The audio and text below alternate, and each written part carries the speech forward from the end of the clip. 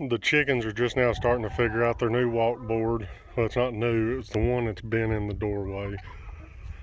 So it's starting to get pretty cold here, and I decided that I want to close the chicken door, or the door to the chicken house all the time now, and give them entrance in and out. You can see this one's looking for a way to get in. She's confused. They should figure this out. I did it about midday. So what I've done here to cut down on predators, we hadn't had any issues, knock on wood, but I don't want to lose our chickens in the middle of the night, even with the dogs being here. So what I've done, I've cut a doorway out of the side of the coop that I can reach in over and, you know, fold up and down. So I've still got to put a couple pieces of hardware on there to secure it. It really won't push in, but I still need a handle to be able to grab it easily from outside. And then I put a gatekeeper up here so it won't fall down by accident during the day. That way they can come and go as they please. Well, while I was working on that, we've had a problem in the laying box with them wanting to roost on the inside. This mat has just now been put in. The other one's hanging on the fence over here and is extremely dirty from when they mess in the laying box, sleeping in there at night. And most of it's my fault for not closing the box up. So what I've done here is I've cut another panel out and made a door so I can get inside the laying box. Make sure nobody's laying. So once I'm inside the laying box, I can just reach inside the coop and grab the roost. If I can show this, and pull the roost up and put it down. That way I can keep them out of the laying box at night. It should work out pretty good. Still got a couple little things I want to do to it. Now another thing, now this didn't happen today. This was one of my other projects I'd done. You can see this pipe here, and that hole's got to be filled in. I didn't look on the inside, and there's a stud right in the way, and I didn't want to drill through my studs for that pipe. So when you see this pipe here, this is the inlet pipe, and that's an outlet pipe that I've got to cut off a little more flush and seal the edges. Now what I do is I stick a water hose in this. It goes inside to a 25-gallon drum that the chicken's water comes out of, and the secondary pipe is a little bit lower than the fill pipe. It looks pretty good difference here, but there's only about an inch difference. So as this is filling, as soon as I see water start coming out of the overfill, I cut the water off. Now, one of the reasons I just left these stubbed out, especially on the entrance side, is eventually I'm going to put some gutters on the back of the chicken coop with some leaf guards and all that, and put a inline filter down here low to catch all the sediment and anything that might come off the roof. But the end goal is to catch rainwater and let it fill the interior bucket, and then as it fills, it'll just overflow outside instead of being on the inside, because the barrel's sealed up on the inside. I can open it to clean it, but I put the ring on it and tightened it so when it does fill, it'll use the overflow versus just spilling out on the inside of the coop. This has only been just a few minutes, and the hens are already starting to get used to their new walk board, or at least checking it out and figure out what's going on, because this is a complete change for them. We had been leaving the coop door open so they could just come and go as they please. And I've been getting bad about not shutting it at night, and we've got this electric mesh around the coop, but you know, in the off chance a predator gets in there past the Pyrenees, the electric fence, I still don't want to lose any of my chickens because of my negligence. Now also to mention, all this lumber for this chicken coop is all completely off of our sawmill. The only thing that we've had to buy to build this coop, it's a 12 by 16, is the nails, you know, the plumbing of course, and the hardware. I can't remember right off the bat where we got the laying box. It's been a nice addition. And then when I put the roof on, I put that one clear pane of roofing in so the interior light would be good for the chicken coop.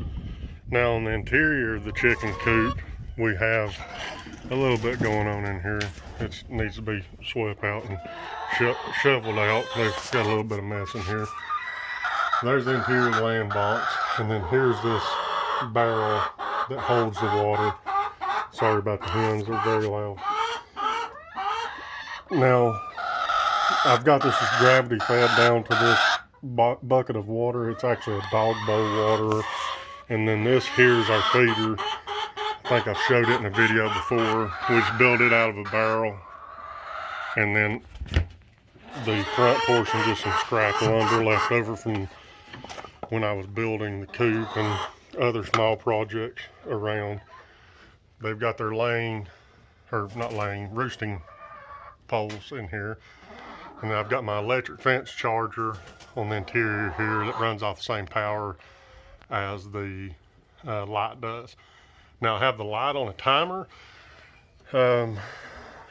Generally, the chickens will not get enough light during the winter months, so we start turning on the lights on the inside of the chicken coop at about 4 a.m. every day in the morning. That way it don't affect their roosting. If you cut it on in the morning and wake them up, it's fine.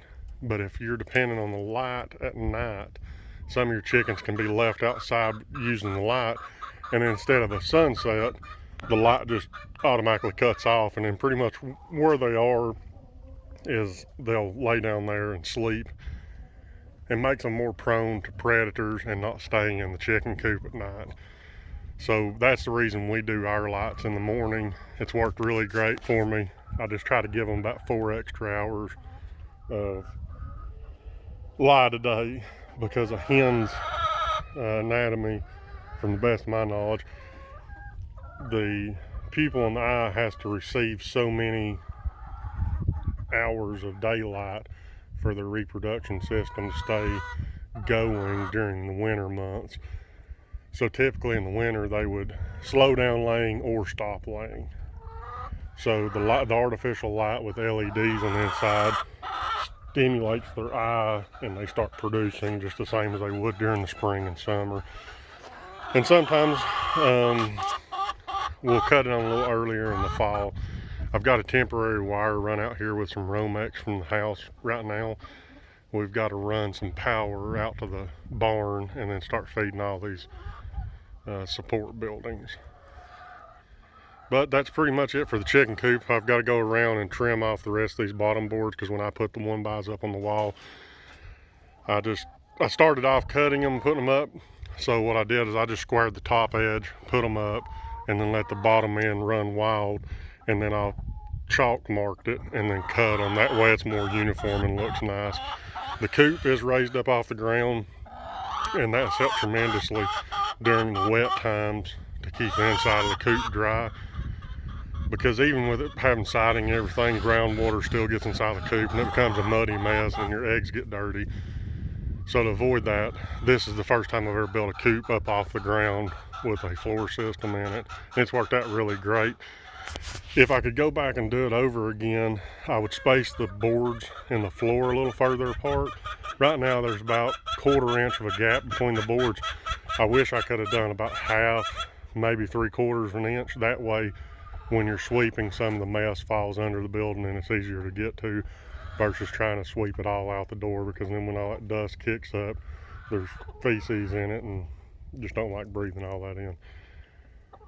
But any questions or anything you want to see on the chicken coop, just let me know, and I'll do my best to put up a video addressing some of the things in the comments. So this eliminates all of it, makes our upkeep and maintenance of the chicken coop a lot easier. I can keep them in on days that's real bad and easily reach over and open the door for them. And then the door that I put on the laying box there will be a significant plus to keep them out of the laying box at night instead of roosting in there and making a mess. Just all around better efficiency for us. Now it's just a small project and I didn't film any of the making this. I mean, there's not a lot to it. I just cut some boards out, put some hinges, and I should have videoed, but it's really cold today and I wanted to get done in a timely fashion. So if you have any suggestions on the coop or any modifications or thoughts, let me know below. Until the next video, thank you.